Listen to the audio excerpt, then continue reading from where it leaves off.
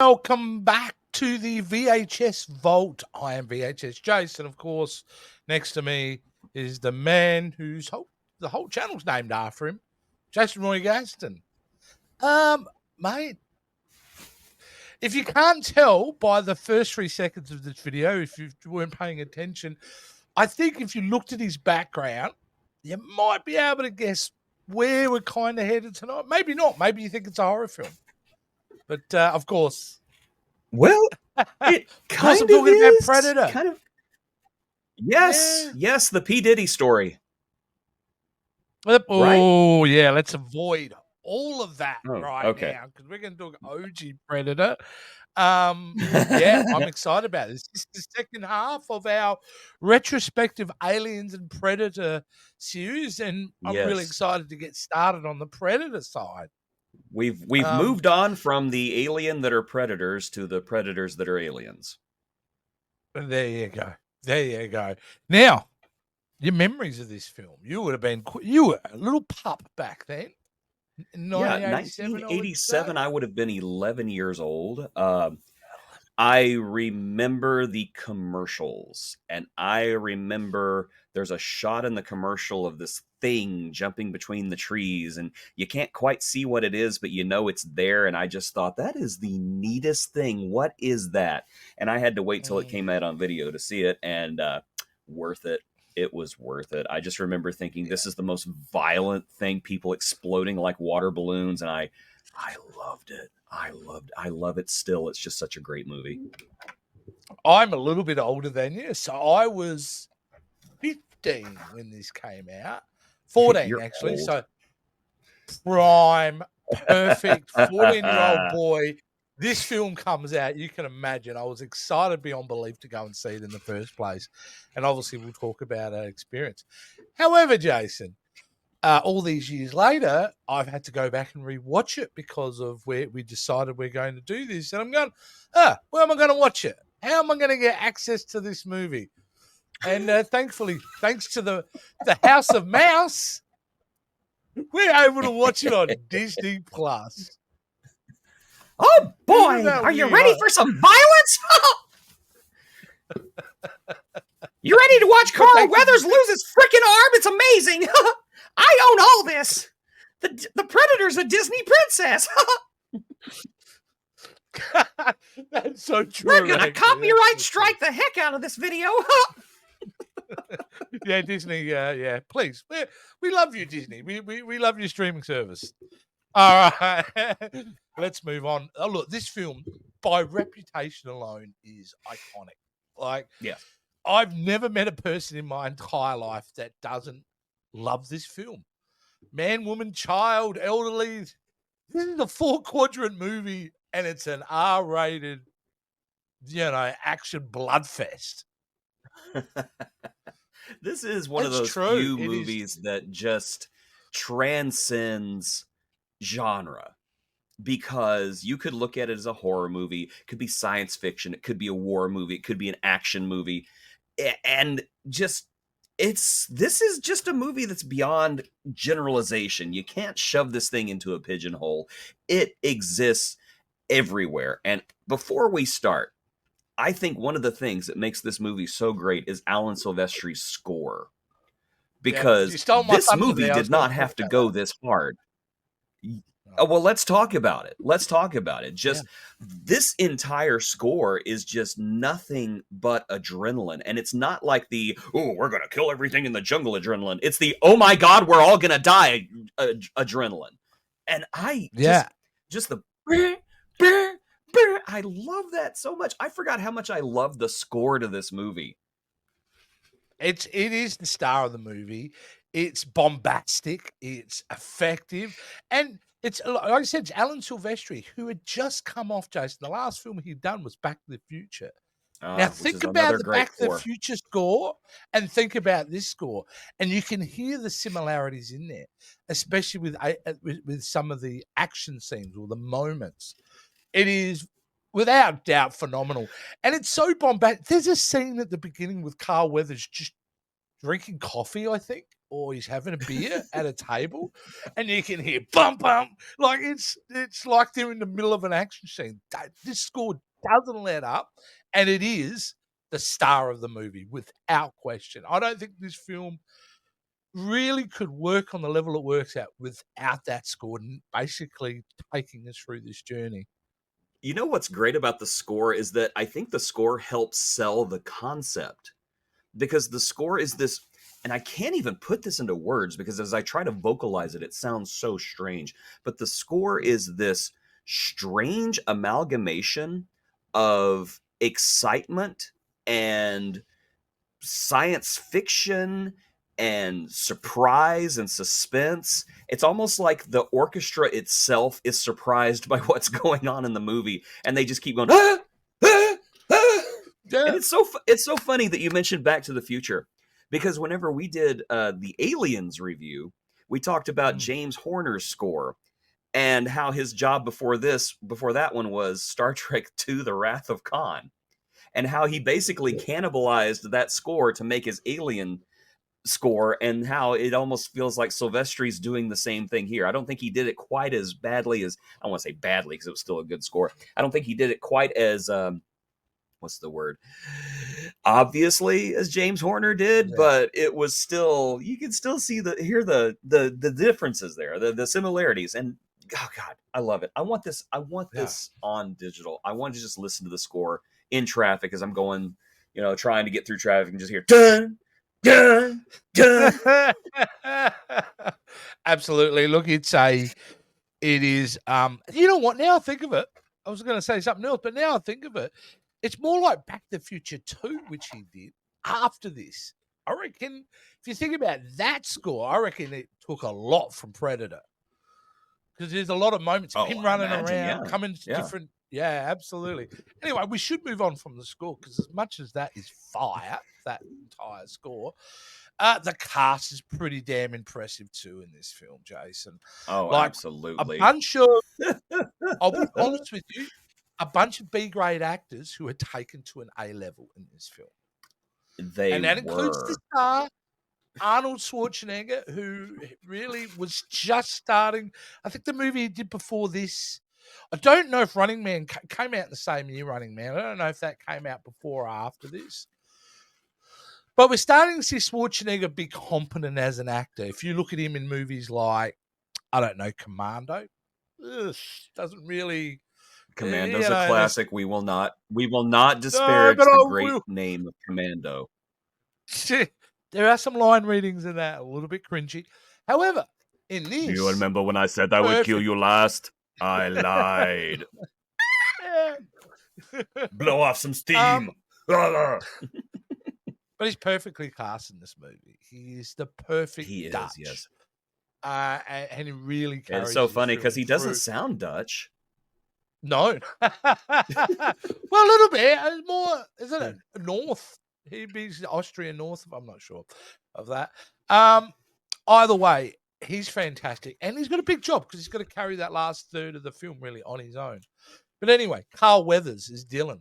Phenomenal. We knew him as from the Rocky movies, Apollo Creed, but he's here there. Some of my favorite... Mandalorian, of course. My favorite actor in this, because I've always been a big fan of him, is Bill Duke playing Mac in this. Oh, you get some absolute wonderful moments in this, especially when he sees, spoiler alert, playing Jesse Ventura's character die. He's got a sweet little moment in there, Bill Duke, I think. Richard Chavez, who played Poncho. I'd never really seen him before or after, but yeah, new Sonny Latham, who played Billy Soul, who you don't see his death, but his aftermath pretty gross. And of course, do you know that there is a? Oh yeah, do you know that there's a rumor that they had to have bodyguards on the set for the actors, not to protect them from anything out in the jungle, but to protect them from Sonny Landham, who apparently was a tad bit crazy. Yeah. Now, whenever Arnold Schwarzenegger needs a bodyguard, that man scares me. Get him away from me.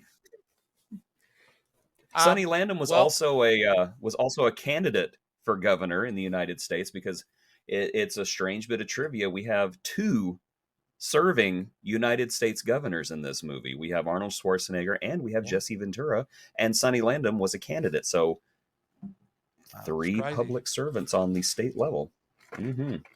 So if you want to get into politics, guys, you need to go into a dense jungle, violent alien hunter, kill it. He might be a good candidate. Obviously, I was talking about Shane Black, who we'll talk about more as we go through this franchise a little bit later on. Kevin Peter Hall playing the Predator, Jason. Absolutely the gentle giant. Yes. It's a physical. You know what? And what spun me out, and I learned about this when I was doing the research, were he'd actually just come off set of Harry and the Hendersons to film this. Which I would have thought, he was Predator, then he got the job for Harry and the Hendersons. But no, he did that first. So I thought that was pretty interesting trivia. Yeah. Of course, replacing Jean-Claude Van Damme. We'll get into that later. But the big news that blew my mind, and I learned something new today, Peter Cullen did the Predator voice. Optimus Prime. Roll out. Also Eeyore. Blew my mind. But anyway, that was the yeah. But yeah, that was the cast. Great cast, you know. But the storyline's pretty simple, right? Yeah. It's they go in looking for hostages, and then there's an alien, and they have to get away from it, and that's pretty much it. And I like it. I like simple plots like that. And this was back whenever they knew how to tell a story, and there was no flippin' mystery box. I mean, there was a little bit of mystery, like what's in the jungle, but there was no. It didn't rely on revelations. You could have told this movie without. You could have told the story of this movie without revealing a single thing about the Predator. You could have told the story without the Predator even decloaking, and it would have been great. It would have been fine. Mystery box movies are garbage, and I'm so tired of them. Agreed. What I also think, the fact that you're actually in the plot within 5 minutes of this starting of this film is a big plus. The fact there is no lead up, we're there, we're into it straight away. Within 10 minutes, you got the whole crew in the jungle, and you're with them straight away is because of that fantastic chopper scene in the beginning, which gives us a way to get to know everyone and bond it and see the relationships with them. Just with very simple jokes and looks and things like that, but just executed perfectly. And, before we go on to more of this story, John McTiernan, who directed this was his first Hollywood studio directing gig. Great start. What a start. Obviously, he gets pretty good as he goes along there for a little bit, except for Medicine Man. We'll have to never saw it. Day. Remember that? I've never seen it. That with Sean Connery and I can't remember what she was in Soprano playing the drink.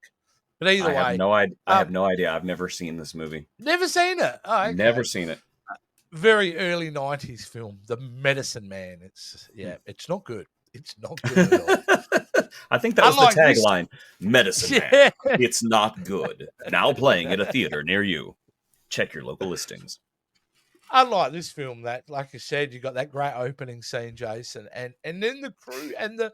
Don't you think this film is very strong also because of the interplay of those bunch of mercenaries? Most assuredly, because this is one of those great movies. I call it a Poltergeist type movie because I think Poltergeist did it best. But this is one of those movies that actually gets you to care about every single person on that helicopter before they even touch down.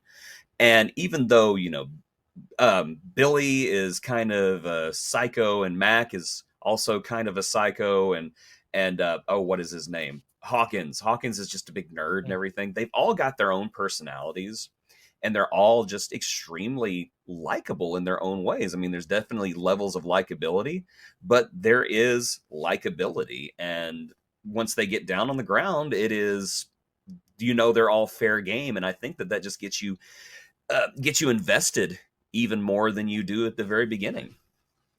Yeah. Agreed. And it's a punch in the like I said, every death is awesome because each one is completely different and inventive, but it's also a gut punch because as you're watching this movie, it's like, oh no, not him. Yeah. Don't kill off, don't kill off Poncho, don't kill off Mac, don't kill off. Like you're invested in each one. Hashtag justice for Poncho. Yes, justice for Poncho. That was a cheap shot. I'm sorry, it was a cheap shot. Yeah. No, he was no threat. He was limping, and don't give me that. Well, the Predator is just putting him out. No, he didn't. No, he didn't. He would have been fine. Yep. There would have been no misery. He would have been fine. That was just a cheap shot, and somebody should have called foul. Should have been an alien up in the trees going. There is another reason later in the film why you could actually come to the realization that particular Predator was a bit of a douchebag. So, they're all douchebags, but this one in particular has been the biggest douchebag ever. Yeah.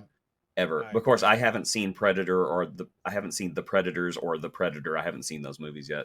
I'm saving myself for them. I'm saving myself to be deflowered by them. Please do. However, like the idea of going through this movie the first time, and the advertising was pretty good because you knew it was something, but they never clearly defined it in any of the trailers or anything. So, and what works for this film with me is like, because of the music, because of the setting too.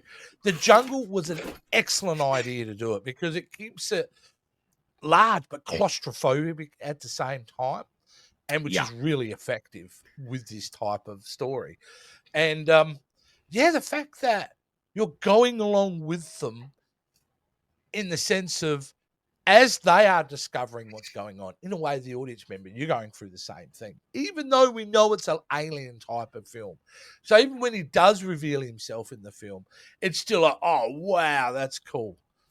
Which doesn't happen till like an hour in, I don't think. Yeah, that's what I'm saying. This movie really doesn't keep any big mysteries from you. It blows its load in the very first scene because you see a spaceship coming down. You're like, oh, it's an alien. Okay, cool. And then the whole time you're just like, yeah, and it's an alien hunting soldiers, and this is pretty cool. And then the decloak, and you're like, holy moly, look at that. He looks like a gigantic evil orchid.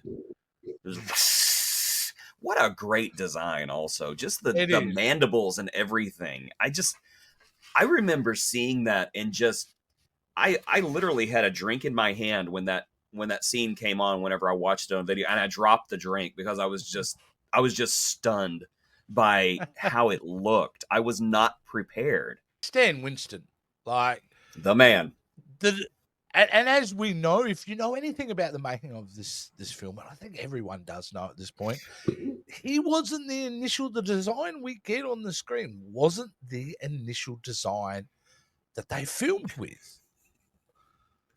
Are we talking about the monkey? You know about the monkey, right? Yeah, I know about the monkey. Okay, please, Chase, hear about the monkey. I'll let you take that one. So, apparently at some point they thought it would be a bright idea to put a costume on a monkey and let that be the Predator. And I've seen a little bit of the footage from this, and let me tell you something. It did not only not work, it did not work in the most not working way that anything has ever not worked before. I mean, whenever you film something and you think, well, let's try Jean-Claude Van Damme instead, oh my God, you know you're in trouble. With that big mouth thing at the front. If you remember, by the way, guys, if you come from the era of DVDs, this special edition they released back in, I think, early 2000s of this film has some of the greatest special features in regards to making of, directors' commentaries.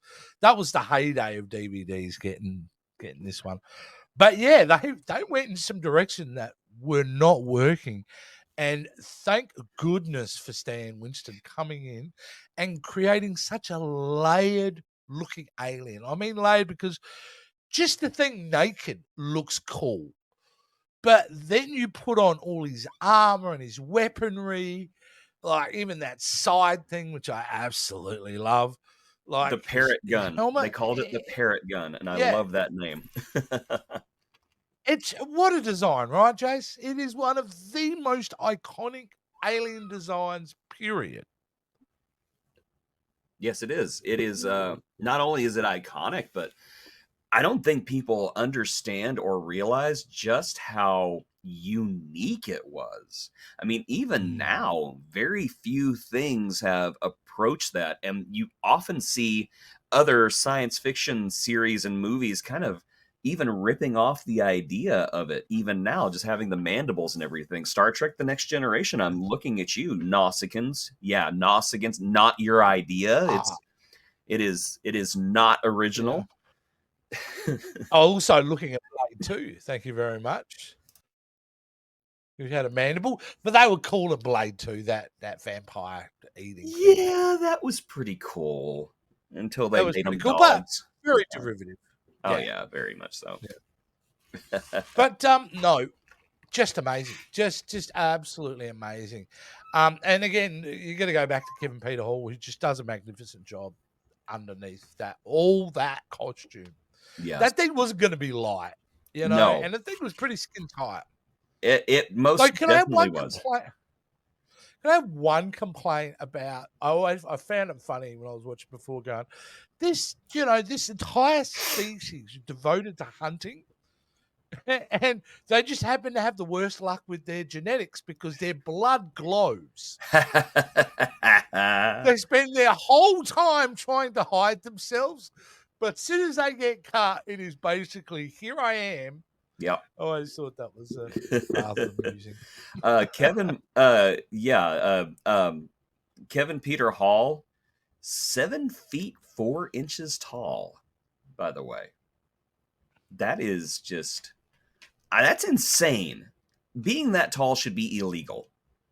But yeah, he was so great. Of course, Harry and the Hendersons, the Predator, and he was the monster in the closet, which a lot of people don't remember, but that was a pretty gnarly looking monster too. Yeah, I remember. Wow, that's going back, Chase. That's going back. That is going back. So obscure, I know. And of course, there's only one copy of that in the video shop. I don't know if there are any around anymore at all. But yeah, and unfortunately, we all know that his life ended tragically because he was involved in a car accident. And this was during the 1980s. He was given a transfusion and the blood was contaminated with AIDS. He went public with his illness. He was married. His wife supported him with that. And he just unfortunately, there was just no treatment for it back then. Yeah, he had, very sad. Yeah, he was next in line. The next job he would have had if he had not passed away, he was going to be Super Shredder in Teenage Mutant Ninja Turtles 2. Can you imagine how scary Super Shredder would have been?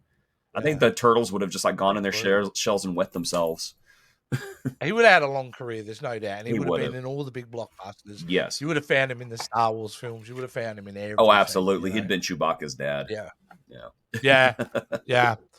Absolutely. Go with that. I'll go with that. He'd taken Chewbacca over his knee and just spanked him at one point. Stop being mean to Han. And speak English. We're tired of the growls. You know, when you love a film so much, you struggle to... There's so much you want to say about it, but at the same time, you don't want to go through every beat of this film. And this is how I feel about this now, is I'd love to tell you the whole story. Like, I've seen there's something really cool. But I don't want to also spoil it. For even though you've seen it 5, 6, 7 times, and I'm talking to the audience, we all have. This film is such a gift that every time you put it on, you are locked in, and it feels fresh. And that is the best thing I could say about it. It is fresh today as it was in 1987. And the reason why we have all these sequels is the back off of, and I'll be honest with you, as we go through it, we have some very good highs and some lows with the Predator films. But this is just like nothing matches this. The energy, the story, the execution. It's probably top 3 80s. Well, that's a hard thing to say, but it's very high on my personal definitely top 10. Movies definitely top 10. Definitely top 10. Yeah. The thing that I take away from it is just those.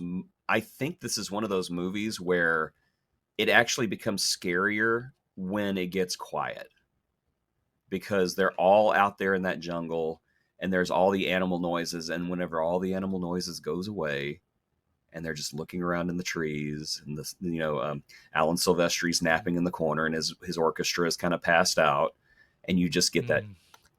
I can't do the sound. I can't do the sound. Grrr, the little grrr sound that the predator makes. Yeah. You just, you never get the idea that he's not out there. He's just circling them the entire time. Even before they even know he's there, you know the predator's out there. You know that he's got them in his sights the entire time. And I think that is why this movie, I don't want to say stressful, but it's stressful. It's stressful to watch because in a good way, yeah. In a good way. This is one of those movies that just never stops being suspenseful. From the very beginning, it never stops. And of course, we get the meaty hand clasp meme out of this movie, and that just makes the whole thing worth it. And of course, give me the chopper! Yes, of course. There it Some is. Meaty slap. There it is. I mean, what a crew, right? Look at this crew. They look fantastic. They do. Looks like they're advertising jeans for Sears. Yeah, and like I said, and I didn't mean to be disrespectful, but all these guys would have been looked at as being B-grade actors back in the day, and they just took it to the next level. They were all fantastic. They all knew their roles. Yes. And there wasn't a dodgy line reading in this, and they have got some lines to say in this film. So it wouldn't have been easy, but they just... Look, going through these picks, I mean, there's just something about John McTiernan. He can bring out good performances, saying questionable things. I mean, come on. At one point, if it bleeds, we can kill it. Oh, come on, that is so crap. But whenever Arnold Schwarzenegger says it, it's the most BA line ever. If it bleeds, we can kill it. Oh my God, yes, let's kill it. I'm stuck on this scene because Bill Duke, like in a manic situation, but it's that little moment at the end of it, everything goes quiet, but his finger's still on the trigger. Oh yeah, and all we're hearing is that barrel spinning. Great moment, so great. And, I mean, I love how they allow these guys to feel fear. Because they could easily have been just the generic, nothing scares me thing. But you do get the feeling that as tough and as capable as these men are, they are terrified. And rightfully so. And I think that really sells the situation even more. Yeah, and I think Arnold really shows that in the third act. Well, the last. Oh, absolutely. That scene where he's back, when he's backing up into that beaver, what was it, a beaver and otter dam? I don't know what it was, but he was backing up into it covered with mud, and his eyes are just really big. Yeah. I love that they're letting these guys be afraid of this creature, because to me it also makes it more realistic, because I don't care who you are. If some invisible thing shines 3 lasers at you and you explode, or you watch a friend explode, I'm gonna be afraid of it.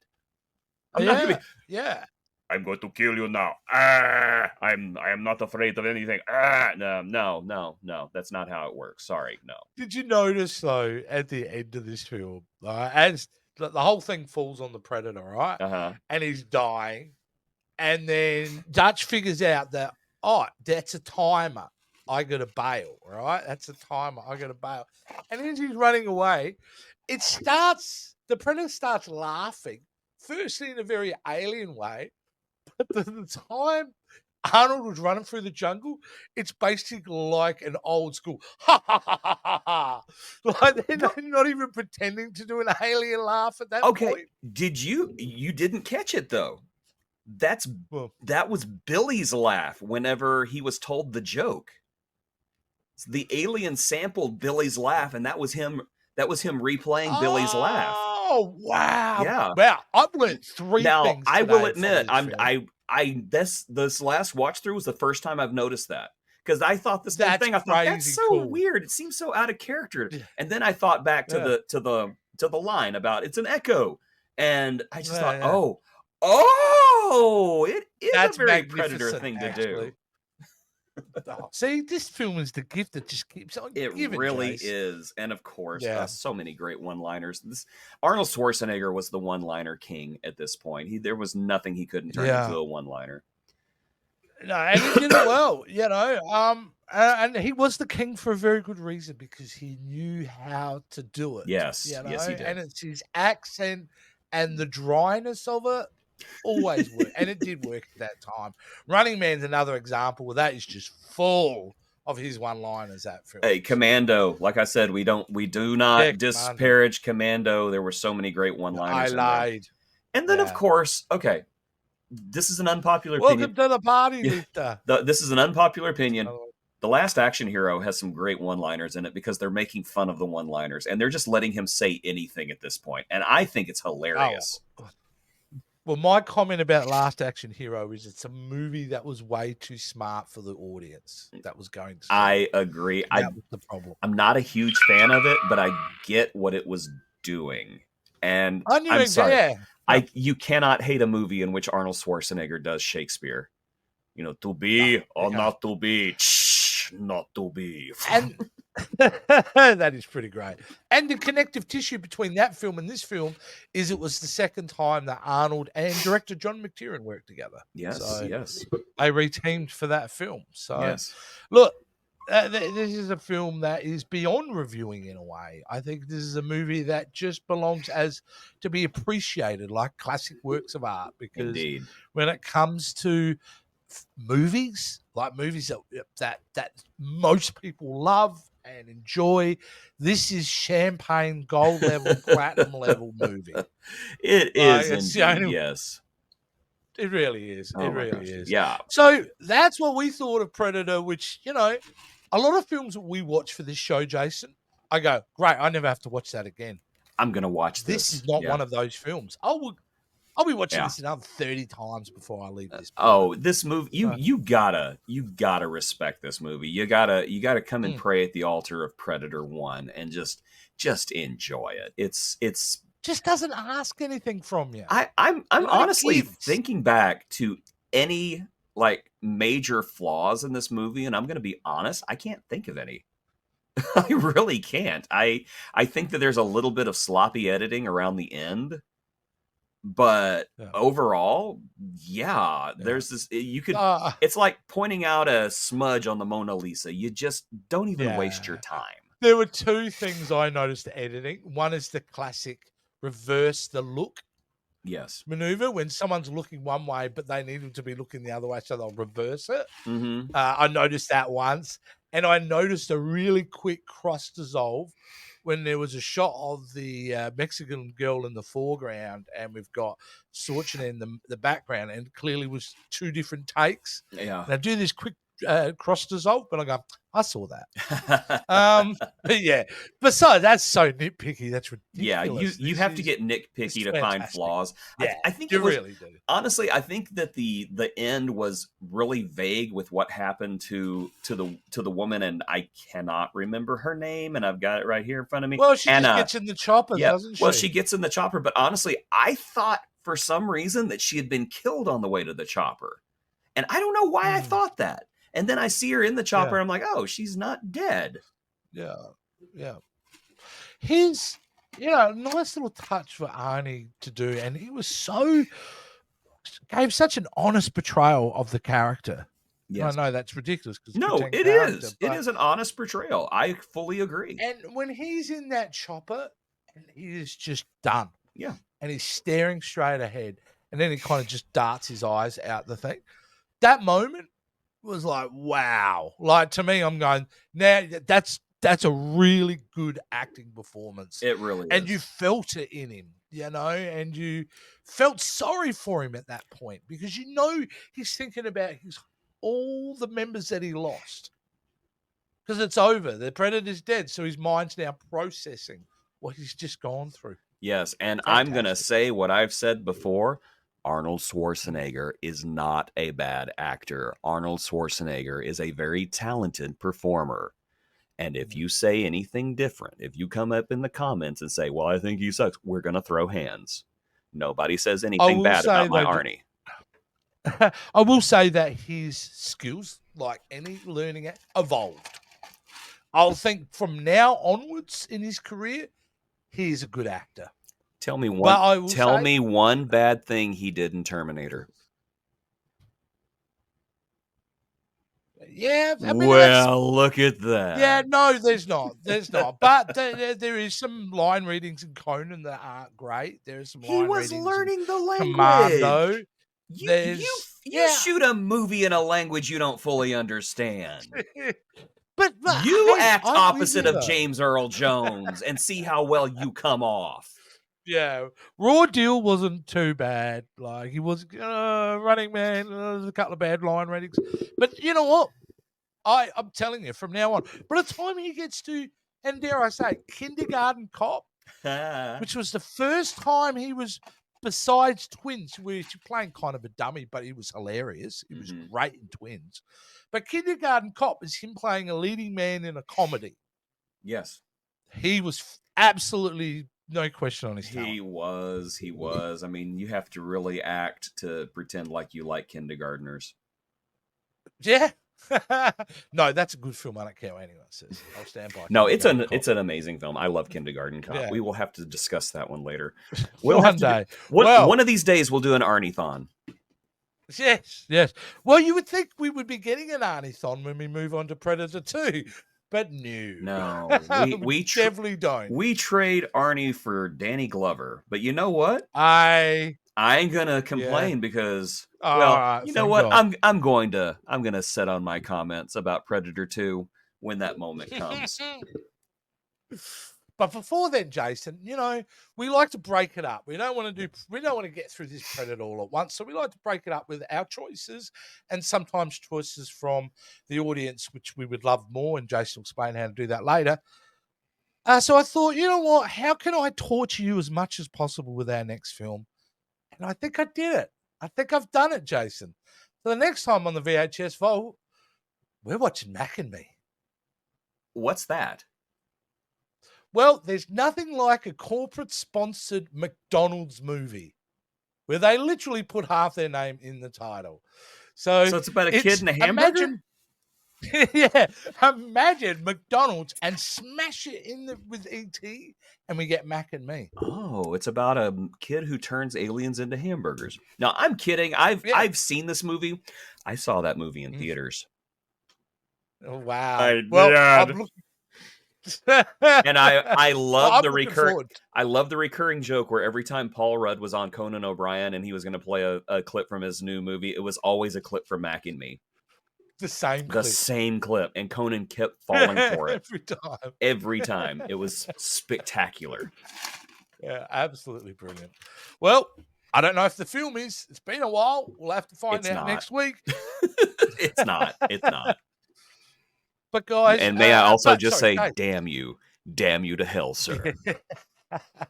Well, I'm a bit scared now because I'm worried this is going to become a bit of a game. So I know. Try to one-up I already know what I'm going to do to you. I already know. Okay, well, because the guys will because have to you told me you despise a movie, and I'm just like, I know. Yep. What did I say? Well, either way, the guys out there will discover it when I discover it.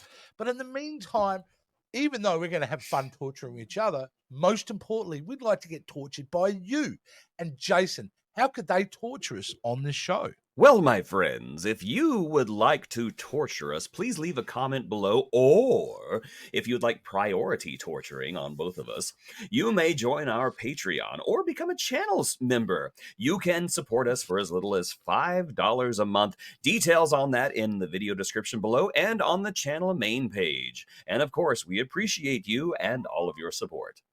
Unless you make us watch a really bad movie, and then I will be very cross with you, and I will resent you. Yeah, I may enjoy it. I don't know. I don't know. Sadomasochism. It's fine. It's all good. We'll see you next time, guys, on the VHS Vault. Took a while to click that, then. Yes, it did. Mac and Me. I don't even know how to watch this.